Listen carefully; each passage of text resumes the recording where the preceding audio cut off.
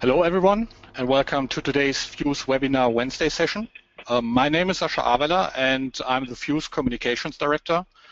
I hope you all can see my screen, but before we actually start with our actual agenda, I would like to go through a couple of housekeeping rules. All panelists, please put yourself on mute when you are not presenting. It's also a recorded version of the webinar will also be soon available on PhUSeTube, which you can access either via our PhUSE EU webpage or via bit.ly at PhUSeTube.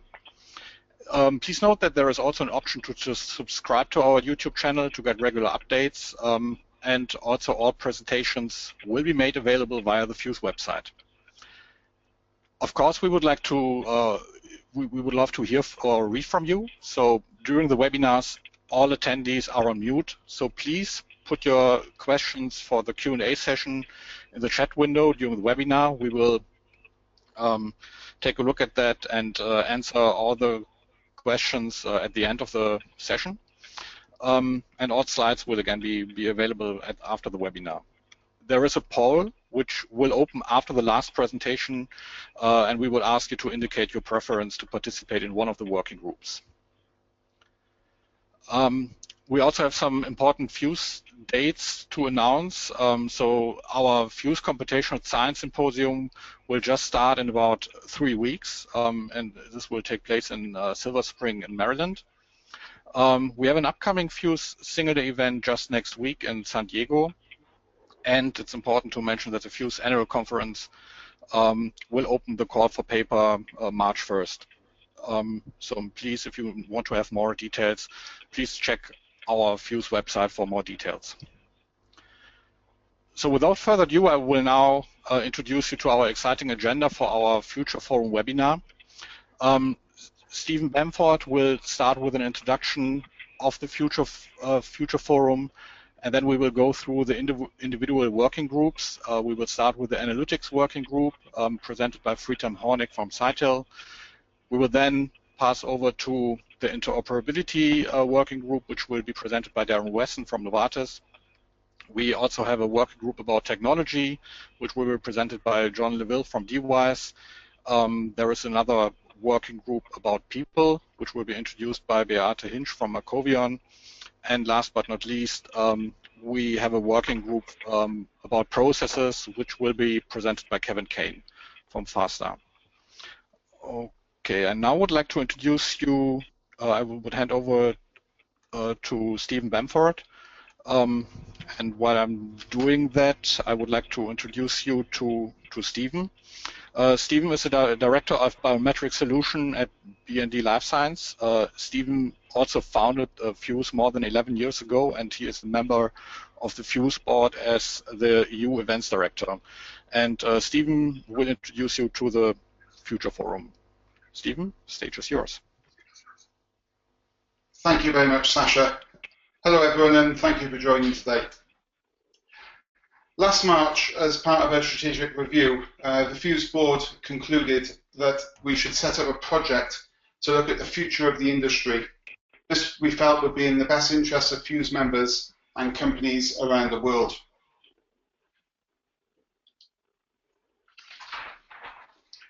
We enlisted the help of Ingrid Mass. Ingrid's a co-owner of Innovagate. It's a company, and she was brought in to design and share our workshop. We felt having independence was important to PhUSE. So today, first of all, I will run through a small number of scene-setting slides that Ingrid presented. It was a 3-hour session that we went through, so in total, I only have just over 10 minutes, so it's a very, very small sample of what we discussed and what we shared. I'll then explain the process that we followed, and then I'll briefly introduce the deliverables before giving a summary of where we are in the Future Forum process at the moment. Now, the health industry is about 30 years old, but it hasn't completely fulfilled its promise. If you think of the business model, it's starting to break down now because success is becoming harder to realize. The external factors that enabled some companies to thrive have started to vanish. And the distinction really between diagnostic and pharma industry is disappearing as the two sectors start to converge. We also find now that there's companies outside the health space are starting to enter, the likes of Google, Microsoft, Apple, and the environment is also changing. The health sector itself is starting to converge, and these new players are starting to drive consumerism. And now, this is going to change people's roles and responsibilities in healthcare. And for example, it's quite possible that pharmacists in the future will become more of an important player in people's everyday healthcare. As a consequence of this, the businesses are having to change too. Now, this is due to a combination of drivers. But there's also the expectation, though, that the market will grow into new, untapped market segments. So 70 to 80% of medical decisions are based on diagnostic test results, which that's likely to increase in the future. And there'll be a shift from prevention and partnership between pharmaceutical and diagnostic companies, and this will help demonstrate the efficacy of companion diagnostics. There's already a focus on prevention based on healthy living, the anticipation of more screening and diagnosis. We're seeing that already today. We're also seeing that personalized medicine is creating numerous opportunities and requirements. There's also a growing demand for point-of-care testing. This is to keep people out of hospital and to help keep budgets down. When we think about technology advances, there's more automation these days. Systems are becoming more compact. For information management, there's more testing available. That's producing more data. And then with more data, there's an increase in need to manage and process this data. Mobile health is having a big change as well. We now have worldwide remote access to health data, and care providers can have 24/7 access to data, and this is probably going to be the future of primary care. As I mentioned previously, new players are entering the market that do exactly that thing. Google, the telecoms players, this is the industry and this is the speed that they are used to working in. Finally, about information technology, when we think about big data analytics, we're now having all the patient healthcare data, whether it's the clinical data, private data, behavioral data, even social media data. All this data is available, and we can start applying artificial intelligence to start making sound clinical decisions. The population is aging, and moreover, there's actually rising awareness these days, and people are becoming more health aware, and they increasingly demand ways to manage their diseases themselves. There's therefore a real drive towards efficient, integrated solutions for the whole of the healthcare value chain. And together with the fast growth of untapped segments and high growth potential in emerging countries, there's now a real window of opportunity here that together we'll seize and grow into in the following years.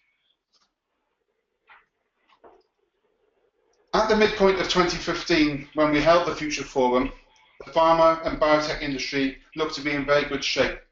The patent cliff of 2010 is firmly behind, and while it may be too early to call on sustained R&D productivity being here to stay, things are at least moving in the right direction.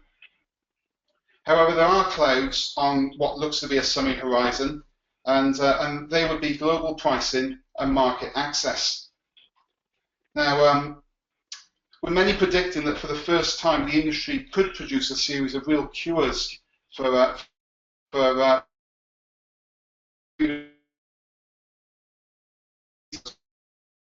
what's also clear is the growing reluctance of both governments and private healthcare providers to fund these very expensive drug treatments.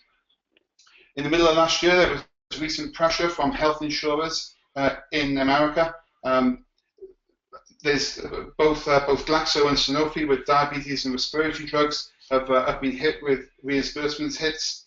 Gilead saw the insurers trim the amount they're willing to pay for a Hep C drug, and all this has started to lead to some people asking if we're near the end of pricing freedom in America.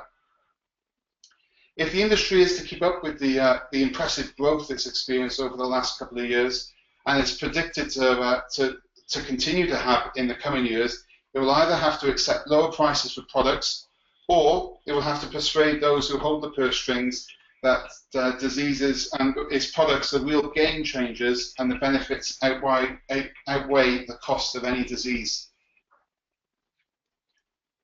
But these trends will have major implications for how we create value, the business models that we know today and the way that we work, but also in clinical development and data science. We're going to have to change.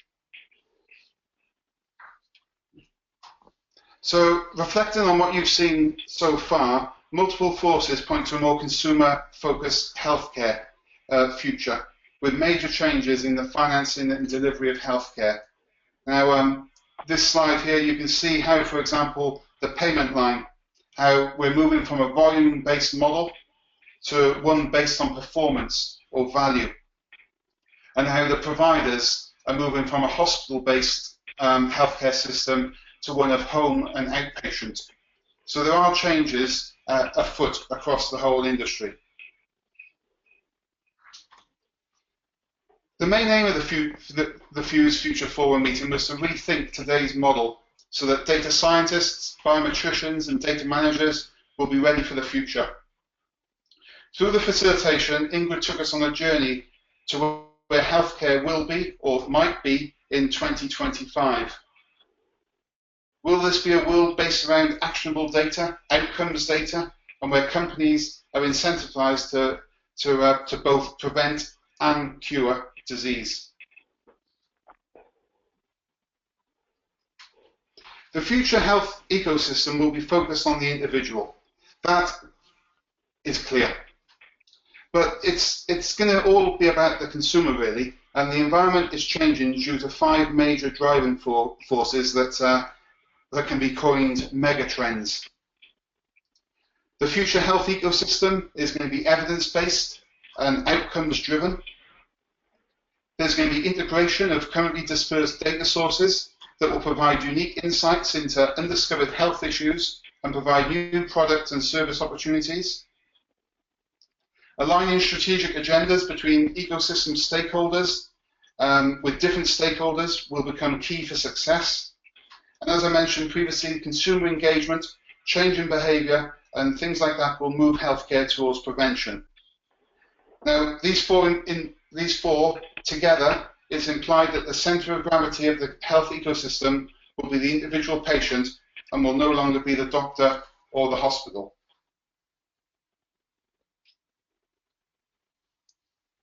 For companies, these 4 elements will accelerate the transformation and will increase the relevance in the future healthcare ecosystem.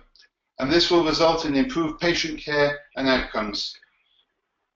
So firstly, innovation. Offer valuable innovation. So by fostering an innovation culture, focusing on creating innovations from daily work, the opportunities for generating value from standalone products are getting smaller.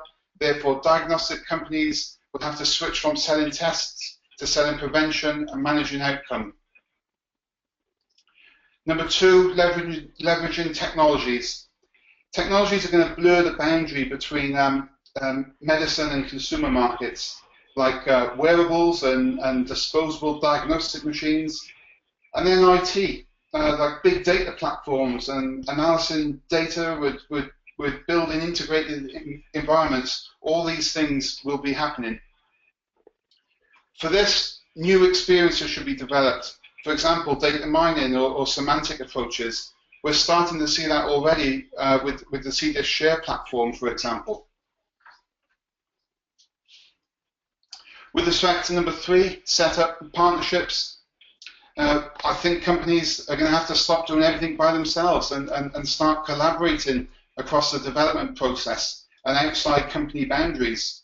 And the sooner partnerships are set up in R&D, the quicker the industry will be able to move forward. And finally, number 4, enabling stakeholder decision making. And this is all about reaching out to other stakeholders and developing shared solutions. Close collaboration and interactions with regulatory bodies is already required in the early stages of a drug submission process, and we can see that continuing even further. So these 4 points in turn, this is what will come out of these 4 points in turn. So again, looking at innovation, there's going to be new designs for clinical trials, sophisticated, flexible, adaptive clinical trial designs. Some of these are already happening, and some companies are already doing this at the moment. There'll be patient-centric trials using patient engagement and remote patient monitoring. There'll be more real-life or in-life trials, working with patients and payers, and real-world evidence will be used a lot more. There could be live licensing with conditional approvals, and there's going to be more single patient trials, really, using things like gene therapy. Looking at technology, technology is really going to drive the digital transformation of healthcare, from collecting data to informing and engaging patients. And this is going to happen through things like big data. We all hear how there's an exponential increase in data volumes. Data science, there'll be more in silico-based modeling work going on. And then there's going to be new analytics. Maybe artificial intelligence will start coming online in the future. When we look at partnerships, there'll be a collaborative R&D model with academia and maybe other entries, and maybe there's a competitive development course, consortia come along. And there's going to be more collaboration between the regulators and more harmonization. And the PhUSE CSS, which is in its 5th year this year, is a real good example of how regulators have worked together with industry. And finally, when we look at decisions, there's probably going to be a high focus on health, economic, and outcomes research. I mentioned previously there could be live licensing and conditional approvals, but I think one thing's for sure, we're going to see a lot more real-world evidence as we move forward. And this will actually drive winners to have to adapt new skill sets, and there's going to be new rules as we move forward.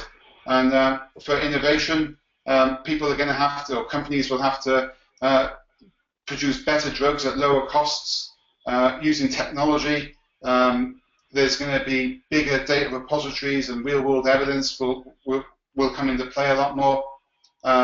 Partnerships, those companies that are better at alliance models will find themselves a lot stronger. And likewise, when you look at the cross-stakeholder decision-making, those who are engaging with patients and discussing with the payers up front will have a head start. So all this requires new skills, and this could be summarized as medical entrepreneurship. And if you develop, nurture, and keep those skills, companies will be able to win.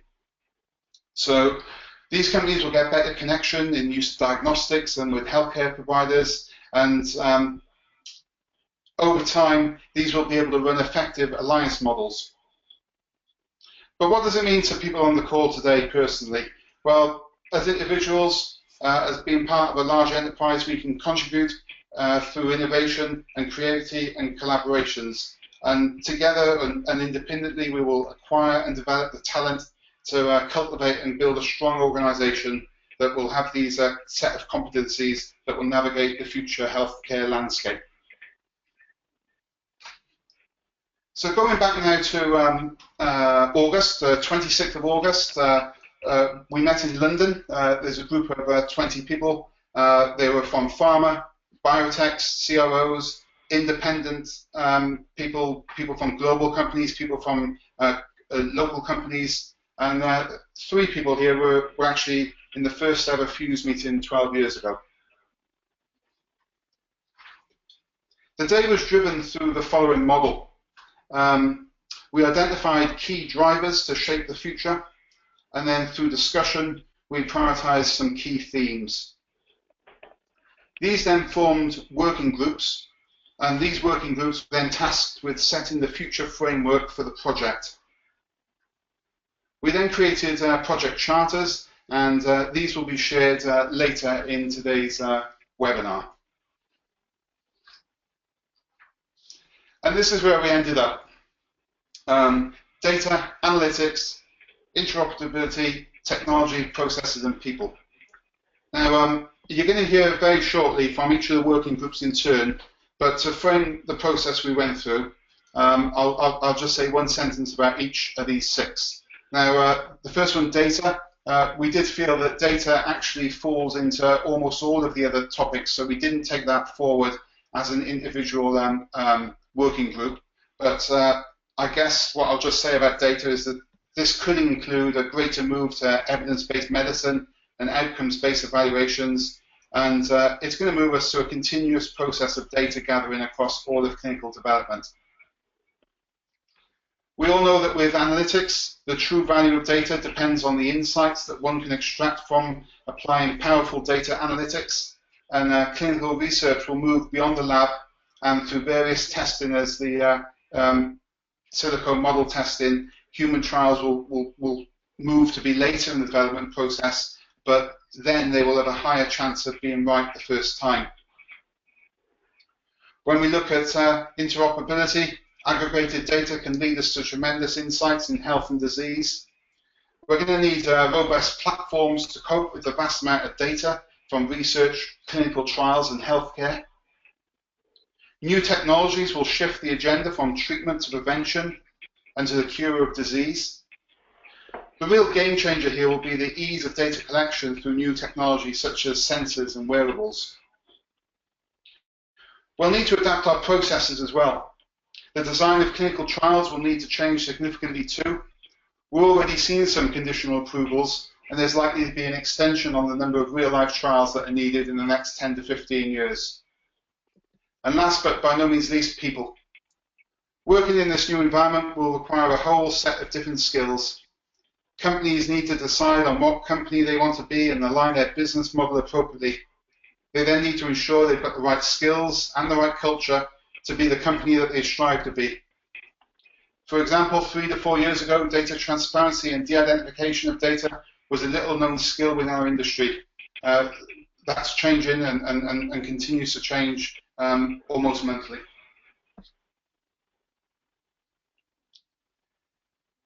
The key thing about these 6 groups is that they're all interlinked within our framework.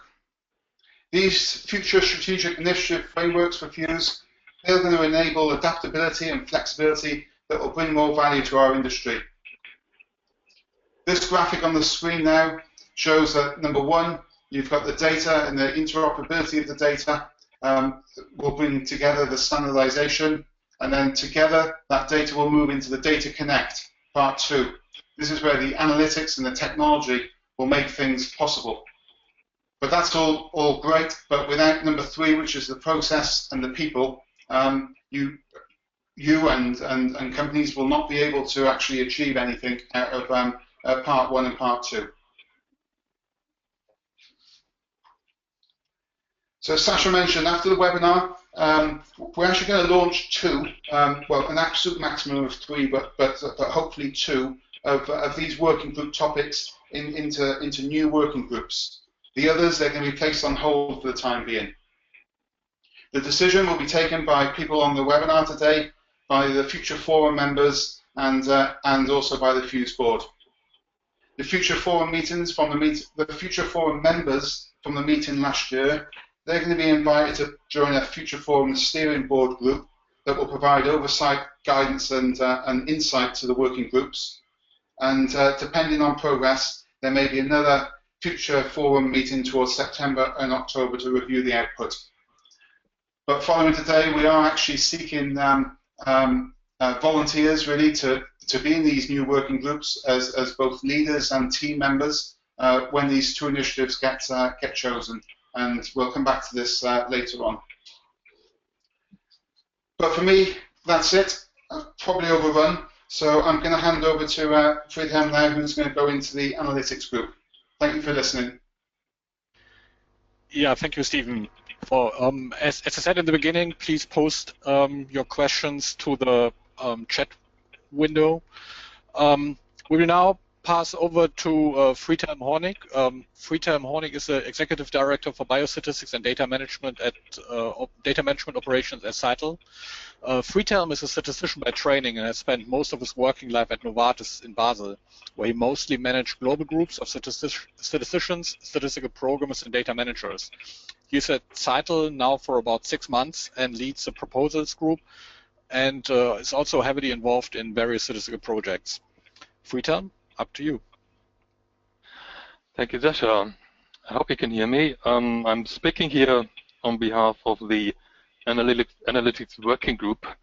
And next to me, we have Eric Genevois-Malin and Tina Christiansen as group members. Both of them can't make it today. I think Tina wanted to attend, but had an emergency today, so can't attend. Anyway, the topics. What are we talking about? What's the background of what we want to achieve?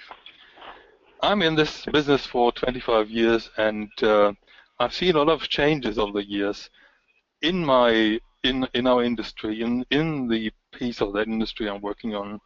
And I would claim that probably outside we have even seen more changes in the kind of data and tools we were using.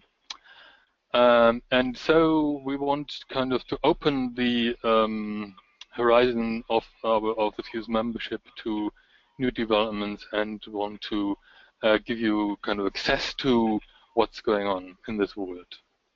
And that's both within, as I said, our usual set of tools which develop all the time, and also outside.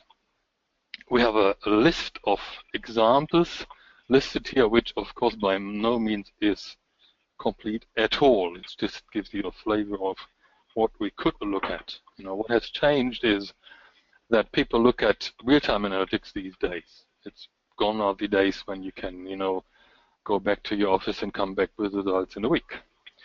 People want to see that instantaneously. You all probably have seen many changes in your day-to-day work where you have new technologies which influence the way you record the data with sensors. You know, many of us wearing these kind of devices and sensors, wearables, and also other tools make it possible to record data electronically. And also on the analytical side, we have, of course, seen changes. Predictive analytics, as mentioned here as an example. And then we're talking about things for a long time, like in silico modeling, things like that. But this now becomes more and more important. Everybody's doing modeling these days. And so the disease knowledge is very important in what we do. Big data certainly is a big topic everybody talks about these days. And then we are looking into more and more other areas from the initial kind of narrow mainstream scope of things, that we look more into real-world data, and the outside world wants to see that. So all these are kind of examples in terms of what we could look at, and the list is certainly endless. We can consider. What do we want this group to achieve if that has been elected? Essentially, we want you to look around and search for new opportunities. What's going on in your world? What's going on in my world? What's going on outside? Look around and see who offers new ways of analytics, and then assess that and look at, could that be useful for our world, and could that be a useful extension of what we do. And as I said, we want especially people to look outside of their immediate area of expertise, because that's what you tend to focus on, what you know, what you're familiar and comfortable with. And then there's certainly attractive news in the academic world as well. So I guess our industry has close links to the academic world, but we may not be always aware of what kind of things and attractive things are going on there. So that's kind of the first step. Look around and see what's there. Then the assessment is the next step. Is that useful? I mean, then look, a lot of nice things out there, but they may not be useful in the kind of work we're doing, and especially the PhUSE community, because that's the purpose we have here. And then, as the next step, then to define how this can be used and where are the opportunities for that. So, what would the outcome of that be? We're looking for an inventory of existing capabilities and who offers these kind of capabilities. What's known about its current use of these solutions in the healthcare setting and beyond. And then identify potential gaps and opportunities from outside of healthcare especially, but also within. Then we would see that we formulate objectives on how these gaps could be filled, where should we look at and what should we do to fill the gaps which have been identified. And then we expect there will be kind of a wealth of opportunities, and we need to do a certain prioritization.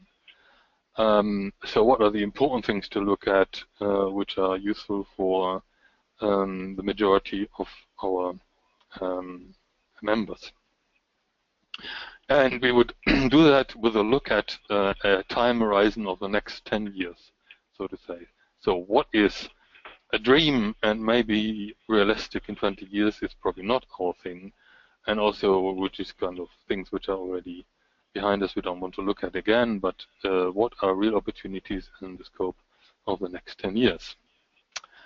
Yeah, that's a quick run through what we have done. The group members are listed here.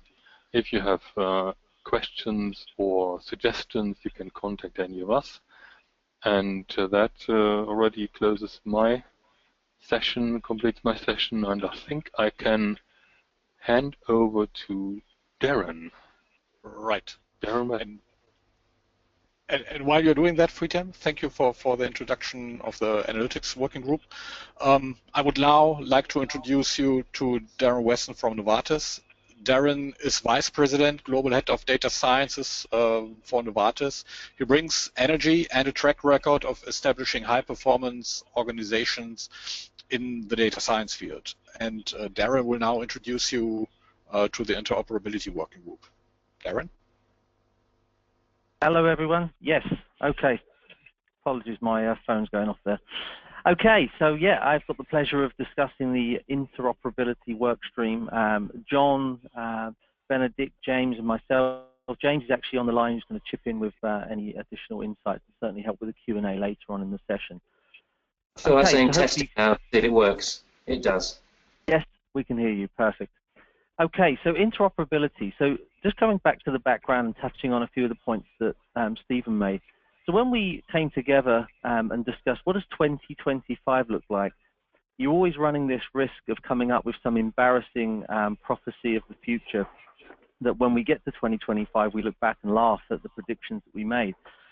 So one of the things that we did was we looked at some examples of kind of current technology and looking back at prior years to just help us understand how things have evolved. And one example that we all shared was the iPhone. And when the iPhone first came out, the first thing that we all realized was this ecosystem of an app store. Now, there wasn't many apps at that point, but what we all could clearly see was that, wow, this could be massive. We don't know what it's going to be, and we could prophesize on certain apps that might be there, but certainly we could never have predicted the kind of apps that we now see and the impact they have on our day-to-day lives. But we could feel it and see it coming. And I think all of us acknowledged a similar situation as it relates to the healthcare data landscape, and many of the points that Stephen made rang true when we used that analogy. So what we felt was there was this change in the healthcare landscape, which was driving new systems, this increased demand, increased volume of available clinical data, information in many forms, and as Stephen pointed out, this kind of convergence of the consumer electronics world into the healthcare space. And a couple of the points we started to think about was even now, if we think about the work we've done through CDISC with data standards, we realized that many of these technologies as it relates to wearables, digital technologies that are becoming more commonplace, and they're things that we know now, and there'll be technologies that we don't even know now that will emerge over the coming years.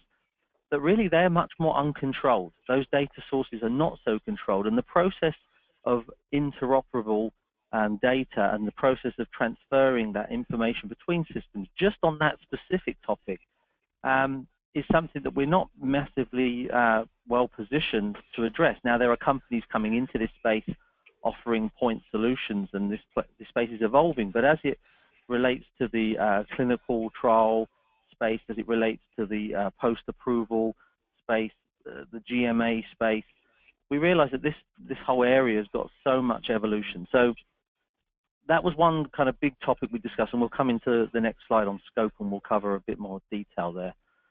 Then we talked about, so we said these systems need to be interoperable, and we were discussing within an organization, so even right now, even problems that we could even solve today that we haven't fully solved, but certainly these will be even bigger problems by 2025, was around the efficiency of our reporting and analytics. You know, many of us shared examples where even now, even with data standards in place, we still have elements of transformation. No SDTM is necessarily the same between companies or even within subdivisions or business units within organizations, and just the efficiency of how we even do that process. And when we brought the kind of regulators' view on that, we said, what does it feel like to get a submission from us? Even now in this kind of data standards world, there's still huge kind of documents describing the mapping process of how we got from A to B. Even with SDTM and Adam, we're still describing these transformations that we're performing in a big Word document that's several hundred pages, that's not particularly usable, it's not machine readable. And so when we started to think about some of the efforts that CDISC is going through with CDISC Share, but we started to touch on this kind of evolving healthcare landscape as it results in this proliferation of technology, tools, and data, we felt like there's a huge scope in this whole area, and this is an area that really the industry needs to kind of tackle and pull to the ground. Then we talked about the rapid integration. You know, working at Novartis, we've been very active in precision M&A activities, and many companies have been in a similar position. And when you're integrating and bringing many of those products on board into your organization, even this process of the interoperability between companies, and it isn't just data.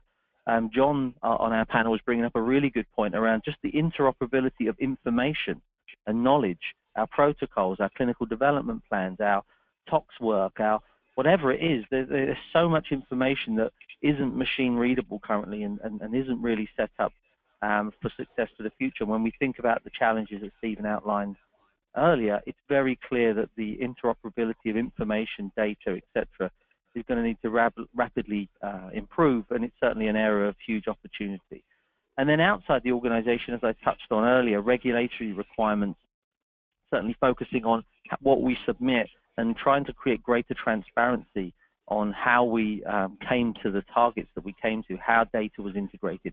As we have more and more of this kind of digital wearable data, less controlled data, it's going to become more and more important to really provide that traceability on how we got to where we got to. So if we now move to the next slide, scope. So we had an interesting conversation around the fact that the scope of this interoperability isn't just a technical thing. It's also potentially even a cultural and even a political thing, particularly as we look at the political aspect of payers and healthcare systems really wanting to understand and capture this information, as I say, both the in-trial information as well as the outside of trial information. Culturally, one of the things we said was, what does 2025 look like? Right now, most of us have some form of a Fitbit app, or we're using the health kit within our iPhones, and who knows what the future will bring. But many of us are now becoming what we call citizen analysts. And the data that we capture on ourselves, we like to have access to that, and that informs us. We make decisions on it. In the future, it's very clear that that's only going to grow, and how that merges between the political aspect as well as the millennial generation and the future generations, their kind of expectations around this data integration, I think is something that we all felt important to be included in scope here.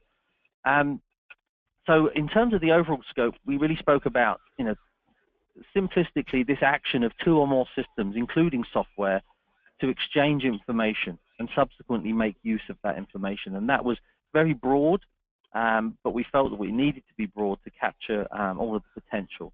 Then we looked at the fact that we need to look at systematizing the interoperability of systems. So not just data, not just information, but the systems themselves, how they work together, this plug and play principle.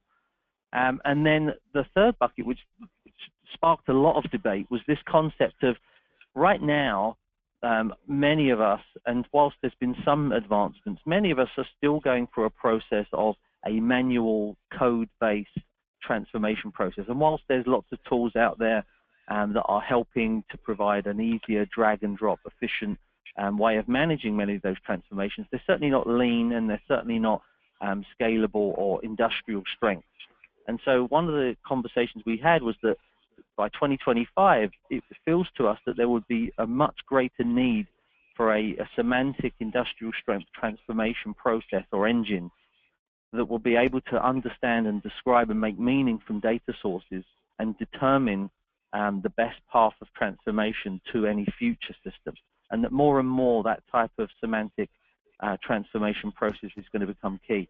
Whether it will ever be fully automated will be an interesting question, but certainly we need to move forward in that space. And then technology to produce machine-readable descriptions of what was done. So not just kind of the how it gets done, but also to be able to better describe, as we do more and more and more of this point-to-point connection between systems and data, it's clear that for regulators for sure, and even for payers and other entities, there will be a much greater need to be able to describe what was done, not just to have an efficient process to do it.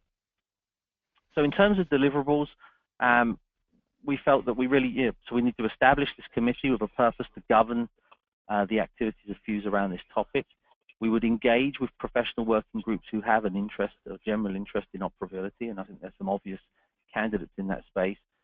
We would work closely with technology groups and the technology workstream for sure to identify interoperability issues within their objectives. And we even had some discussions about should we be connecting with some of these wearable and healthcare and digital suppliers and technology companies, should we be engaging with them? And then creating an understanding of what systems are in scope, and then we would prioritize accordingly. In terms of project success metrics, we felt it would be important to develop a white paper from the PhUSE Future Forum Interoperability Project to the industry, defining this in a bit more detail, and then really to communicate and engage in discussion regarding our findings with other industry groups, companies, regulators, etc. And then build some kind of feasibility assessment within the industry groups.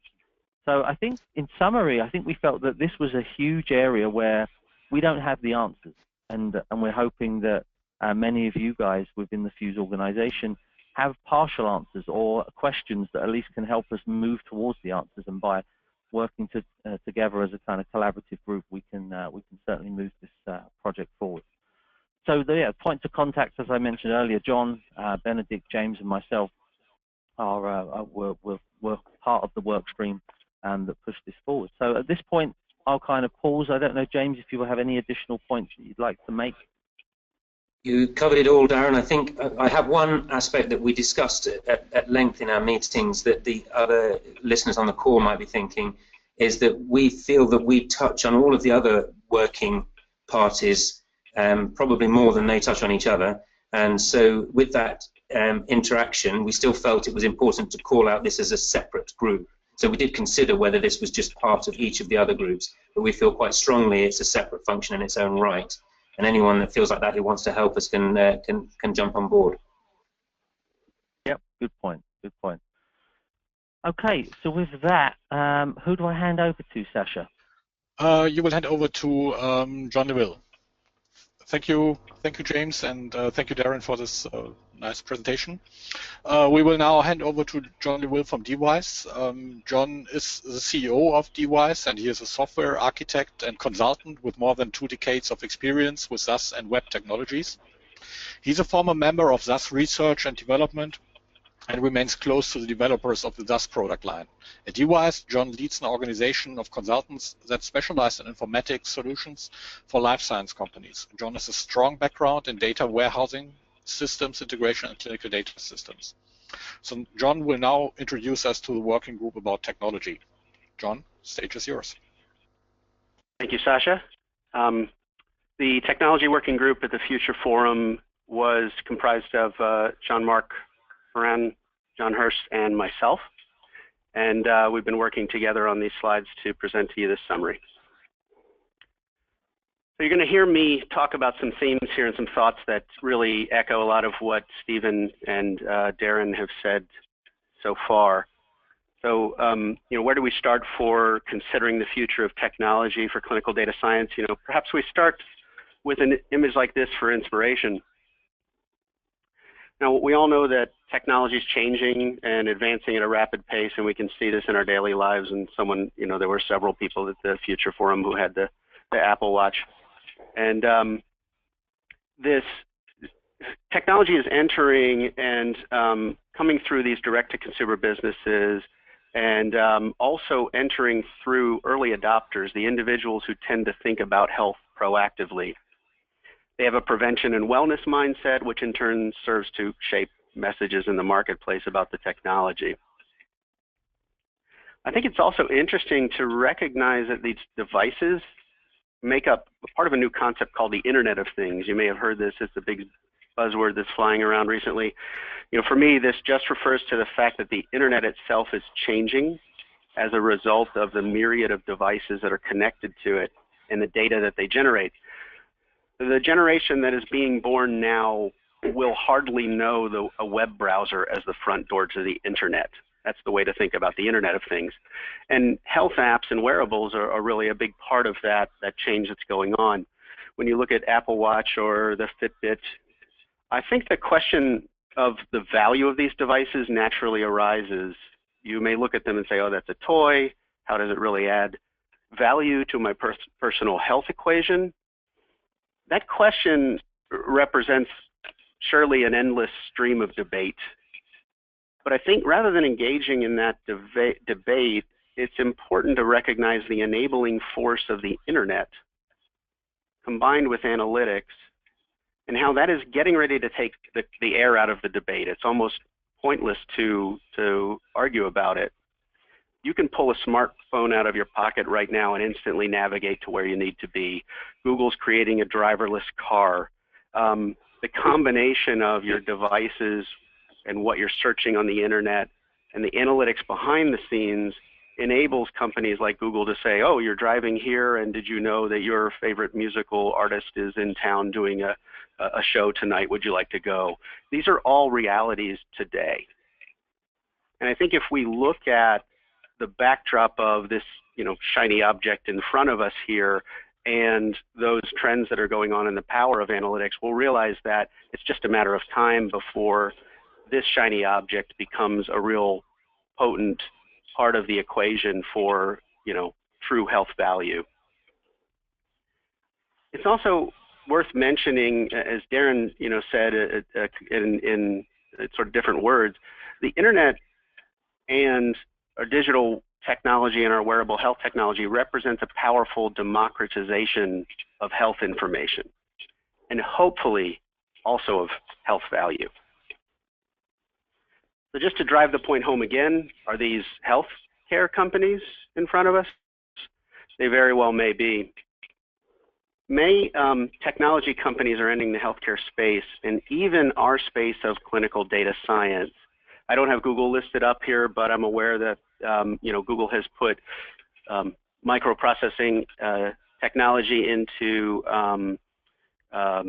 contact lenses, and they're able, I think it's a partnership with Alcon maybe, they're able to pull out hundreds of data points just out of sampling your tear ducts. This is the real kind of advances that are happening in this space with what we really think of as traditional technology companies and electronics companies. But what does this slide have to do with drug development and more specifically randomized clinical trials? I suppose that you could take these devices that these companies are making and position them in a narrow role similar to ePro devices. But I think there's a more powerful way to look at this situation, a more impactful way to look at this situation. What you're seeing here is one of Ingrid May's slides that had the most impact on me at the Future Forum. It's, for me, a visual aid to represent the landscape, the marketplace, the playing field that has on it the traditional biopharma companies in the lower left corner that are tackling sickness and risk of sickness. These companies bear the heavy burden of regulation and high-stakes safety risk. In the upper corner on the same playing field, we have the consumer products companies. What have they got? They've got agility, novelty, individualization. Maybe you think questionable efficacy, but my favorite, they've got the cool. So they're bringing these things into this landscape, into this playing field. How are these market segments going to approach each other? This is really fascinating for me. Will they adapt to one another? What kinds of things can they teach each other? Will the density of medical and scientific knowledge possessed by biopharma companies today form a barrier that keeps the consumer goods companies out of our space, I guess, for decades to come? Or is that disruptive force represented by the financial might and the aggressive tactics of the consumer products companies rapidly enter this space and shake things up for pharma? So what role can PhUSE play in this landscape? If this is a collision of titans, what are we to do as an organization? I think it's a provocative and exciting question, and it sets the stage for the technology working group to discuss and put out some plans. So we've declared the scope of this working group to be defining open source standards and best practices that encourage technological development. It's not up to us to build the new technology in this group, but we can lead by placing emphasis on areas where the technology standards will benefit clinical data science. New health technology should be of particular interest to this working group because of the potential game-changing impact. So this is the list of deliverables we came up with. I put the word draft out in front because we really want to remain open and take in additional input from the PhUSE community and really craft this over time. The first deliverable represents an interest that we have in influencing the personal health technology space. Beyond that, we recognize the role of technology in data processing and data quality, so there's a connect really back to the interoperability and the analytics work streams. We'd like to see this working group integrate, and specifically here I've called out an existing emerging technology and trends working group that's been in existence inside of PhUSE for quite some time. So we want to recognize that those things already exist and integrate with those activities that are going on. When John, Jean-Marc, and myself were discussing, security and privacy came up, and it loomed really large for us in our workstream discussion. And we thought, okay, what are we going to do about this? And in the limited time that we had, we said, well, we better put it on our list of deliverables that we're going to do something here. And it's about really getting better understanding and raising awareness of how technology can sort of open Pandora's box with regards to privacy and security. And we've got to be mindful, careful of that, and deliberate about it. Finally, we want this group to engage sponsor organizations to help identify the places where technology can provide value. The sponsor organizations are going to help us understand priorities. We can go off and do something cool and neat with Google or Apple or whoever it might be, and it might not be of any value to clinical data science. We don't want to be there. We want to get input to make sure that we're on target. As we step forward, we're really looking for contributions from others in the PhUSE community to join the working group and shape those deliverables, as I've said. Success metrics here, we just wanted to talk about some concrete achievements that we may be able to attain and thereby judge our efforts to success. So this was a brainstorming activity. We could develop a white paper about this technology working group for the industry. If we develop some standards for technology, then it would be a success in our minds to gain an endorsement from an external organization. This has happened before for other PhUSE groups, and it was seen as a really nice achievement to have external group say, hey, that was a good set of standards that they came up with. We want to engage in pilots. We want to learn by doing. This is really important. This sort of checks our ego and says we don't really know if this idea is going to work out, and we've got to try it out. We'd like to get the attention of technology companies, these large players in the space. Maybe we could get a keynote speaker from a Google or Apple that's focused in the area of healthcare that could come to one of our events. But aside from a very noteworthy keynote speaker, we'd really just like to encourage additional participation from these companies in our events and conferences. Finally, we want to engage other PhUSE working groups and measure our success by establishing a plan for meeting and information sharing. The day that we met, we flagged 2 critical dependencies. To be sure, there are many others. But inside of PhUSE Computational Sciences, the Emerging Trends and Technologies Working Group was flagged as one that we definitely need to be integrated with. And within the Future Forum itself, the Interoperability Working Group, as Darren said, has a particular crossover with regards to systems integration for sure. And our group is this list of people as I mentioned, and that is the summary for the Technology Working Group. I'm now going to hand over to Beata for the next working group summary. That's correct. Thank you, John, for this great presentation and the introduction into the Technology Working Group. I would now introduce you to Beate Hinsch from Acovion. Beate is a global head of statistical programming at Acovion, a clinic-based worldwide company. She has almost 3 decades experience in the pharmaceutical industry and is also heavily involved at PhUSE, where she shared several German single-day events, and where she also received an award for her outstanding contribution to this global community. Beate will introduce us now to the People Working Group. Beate? Thanks a lot, Sasha. Very nice introduction. So yes, as you can see, our working group consists of Sasha, and Sasha, I invite you to step in case anything needs to be added, and Carrie Gordon, who unfortunately couldn't make it for today's meeting. Sasha, Carrie, and I, we were looking at people, and we heard that several times, but from a different point of view with all the speakers before ourselves. So we talked a lot about technology, interoperability, but nevertheless, that all finally has to do with the people behind that. And even though when I was much younger than I'm now, people were thinking that we could replace just everything by technology, but that we know that that's not true. We even need more manpower to get the work done.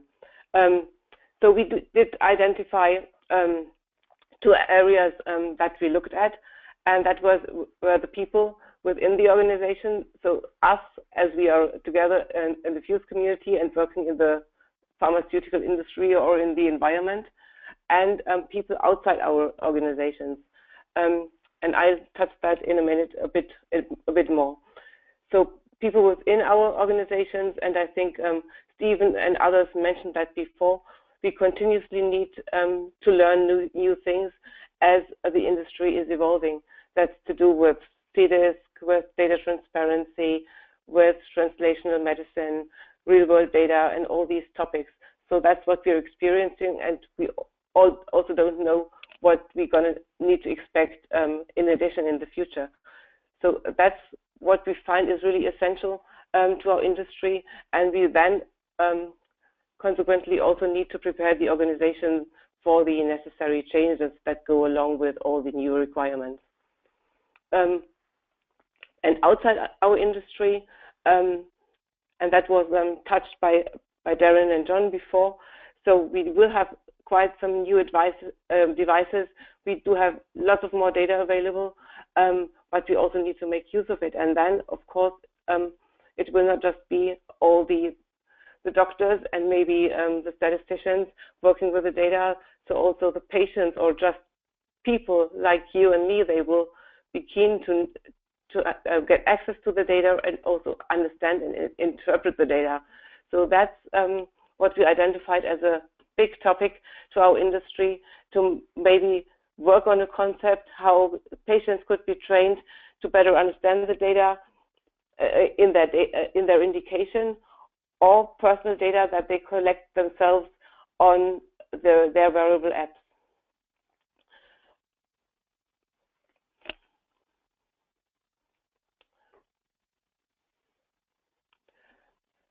So with regard to that's how then we also split our project. Maybe you could say in 2 sub-projects. So people within the organizations and people outside our organizations. Within our industry, we define the scope as how we could define the most appropriate organizational structure within the organizations, define the skills that are required to work in the industry as it is now and as it will evolve over the next years, define roles and responsibilities to meet all the future needs we're going to face. And that was what we have been doing in PhUSE in the past already, and what we think maybe needs to get play a bigger role within PhUSE to also support the development of the skills throughout the PhUSE community, and of course globally. With regards to patients and other stakeholders, for example, regulatory agencies or healthcare providers, it is to engage the patient groups and the other stakeholders. That's what we defined as the scope of our group. In terms of the deliverables, we are now back to the people within the organizations. We think we need to make sure that PhUSE as a society prepares the membership for the challenges of the future. And as the success for the project, we would like to see finally evidence that tools are being implemented, that we have influenced or defined key organizational roles for future organizations. Ideally, we would be ready to have training courses in place currently to become data scientists or data analysts, but maybe even in the future we would not need also to define further roles and capabilities. We all know that as it was in the past, programmers had a really technical focus, and that already changes also to more a soft skill related focus and many other skills you need to work in the industry. And with regard to that, we also need to think about who is going to work in the industry in the future, and also to attract people to our industry. And this is where we think we should maybe reinitiate our collaboration with external organizations, for example, universities, and get a better connection to learn from them, and they can learn from us, and then also have these students join our industry for the future. And in terms of deliverables for patients and other stakeholders, it would be the goal to have to define concepts and specifications, to finally have tools in place that are available to assist the decision making related to health. Because at the moment, patients, maybe they still can see their data, but they would not know how to interpret their data. I think that's a huge goal, and it's not clear to the group how we could achieve it, but that's of course what the patients, each and every patient would be after, to better understand his situation and what can be done. as our success metrics we defined, we would like to see sustainable links between patient groups and PhUSE with these patient groups. Furthermore, what we already achieved in the past, that we have established links to regulatory agencies, and we would like to maintain and even extend those links to the agencies. And then what I talked about before, that we see that really tools have been developed and trainings to assist the decision making for the groups affected. And this again is the group of people who worked on the people topic. So it's myself, Carrie, and Sasha. I personally think people is one of the essential topics that kind of bring all the other topics together. It's just a question of what's the right ordering. Do we need to look at technology and all these things first and then at people, or can we do people after that, or does that need to be done together with the others? So we will see that from your rating. Thank you. Thank you, Beate, for this nice introduction into the people working group. We now will hand over to Kevin Kane from FASTA. Kevin will introduce us to the process working group. And to introduce Kevin, Kevin started his statistical career over 25 years ago working in a variety of pharmaceutical companies, both as a SAS programmer and a statistician. Kevin set up FASTA in 2007 and is involved in the day-to-day analysis and reporting of studies, as well as actively being a statistical consultant. Kevin is a chartered statistician and was previously a board member of the PSI, which is a group of statisticians in the pharmaceutical industry. Kevin, stage is yours. Hi there. So I am involved in the process group with Craig McAloney from PPD and Len Definitio from Biogen. So the scope of the project is really to look at how we can define optimal processes to enable new ways of working, improve the ways of existing working, and to increase collaboration. And we also want to focus on areas where clinical programmers can take the lead and add value. Now, what we've tried to do in the process group is to come up with areas and projects that are tangible and that can be delivered. But of course, we are open to further refinement and definition by the working groups. So some of the projects that we're planning are around collaboration. So we want to explore how far can we improve the progress of developing medicines by working together both across pharmaceutical companies but also with other industry groups and patient groups. So for example, one area we can collaborate is we could do more open source software development. I don't think that drug companies are competing against each other to have the best clinical trial analysis and reporting systems, and more pre-competitive collaboration across the industry is actually already happening. So, for example, there's a company called Transcelerate that's made up of a number of pharmaceutical companies, and they're already working in our area in areas such as data standards and data transparency. In lots of ways, the industry is already collaborating more than ever before. There's a lot more outsourcing than there used to be. R&D is increasingly bought in by bigger companies, but performed by smaller companies. Actually, as well, for example, the GSK and Novartis swapping of projects. So, and I think that I'm seeing that a lot more, that companies are swapping projects. So, I've personally been involved in quite a few projects that have flipped between companies, and that's quite a painful process. And one of the questions that we're asking is, how can we make it easier as programmers to collaborate? Can we also make it easier to work globally as programmers and to come up with processes and tools and approaches to make it easier to collaborate to develop software? Certainly, if you look in other industries, the the way in which people collaborate on software development is significantly different from the way that we typically do it, from my experience in the pharmaceutical industries. So we want to look at ways of reducing the cost and resources required to carry out clinical trials, including leveraging the stabilization of industry standards such as CDISC that will come from maturity.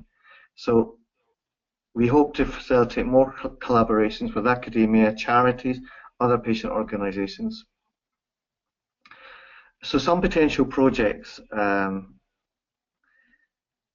is actually facilitating more open source software development, and that's building on some work that the PhUSE CSS group is already doing with a script repository, looking at setting standards so that when projects do move between companies, that process, both the knowledge sharing and the actual swapping of code and data is easier. Looking at ways that we can all work together globally when developing software and coding.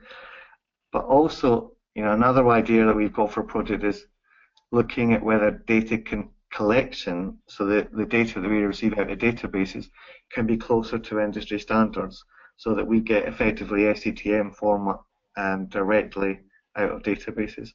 Now, the PMDA have recently asked in Japan for data to be submitted, and one area that we can definitely have an impact is to make sure that regulators have only one global standard, and that as programmers we don't need to create different sets of deliverables for different regulators.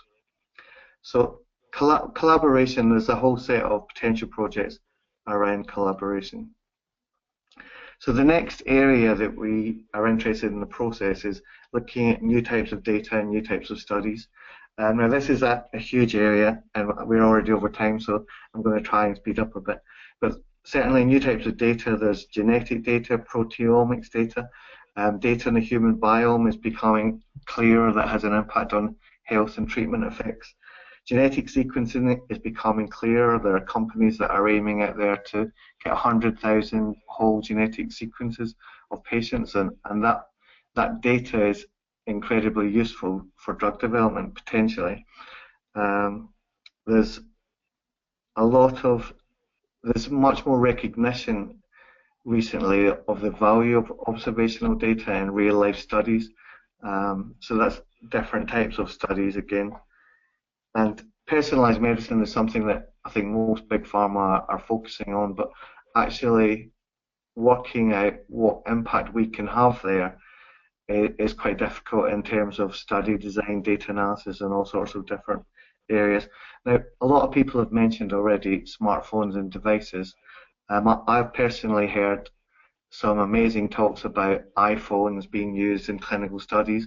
The iPhone can detect whether a person's in a stress state and not send them messages to go and do exercise, and check the calendar and make sure that they're getting messages to improve healthcare at relevant times. And those studies have shown that actually using an iPhone can improve health, which is quite amazing. And we've also heard Google, Apple, various new players in healthcare, and I think that we should be looking as an organisation of planning for the future and how we can engage with these companies.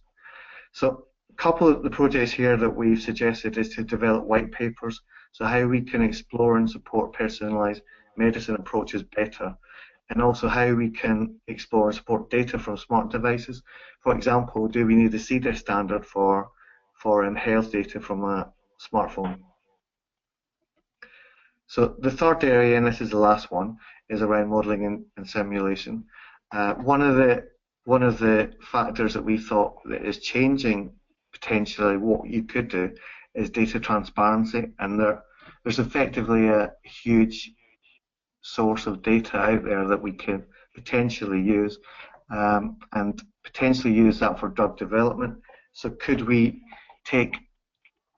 make a huge data warehouse of all of the data that's available in these data transparency portals, and use modeling and simulation techniques to be able to identify targets for drug development better.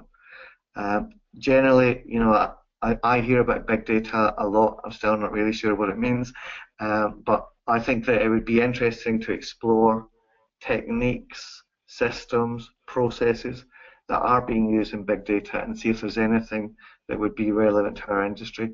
So some of the projects are about exploring big data and how we can apply that to clinical trials, and also gauging interest from big pharma about creating a bigger repository of data to help drug development.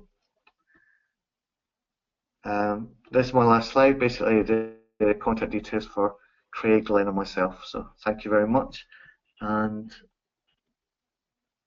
pass you back to Sasha. Yeah, thank you very much, Kevin, for this nice presentation. I think you still need to pass it back to me. We will open a poll now, and we would be very much interested in your preference and in one of these working groups. So this will be one of our factors to decide which working groups we will start to support immediately from PhUSE, while the others, as Stephen mentioned, will be put on hold for the time being. I think these were very relevant topics, which will definitely keep us busy in the next 10 years, and I would like to thank all our presenters for their great presentation. We already can see that technical companies are reaching out to pharma, and that pharma is also reaching out to technical companies. So we will definitely need to find ways how we can manage this, and hope that these working groups might really help to do that together with the entire global PhUSE community.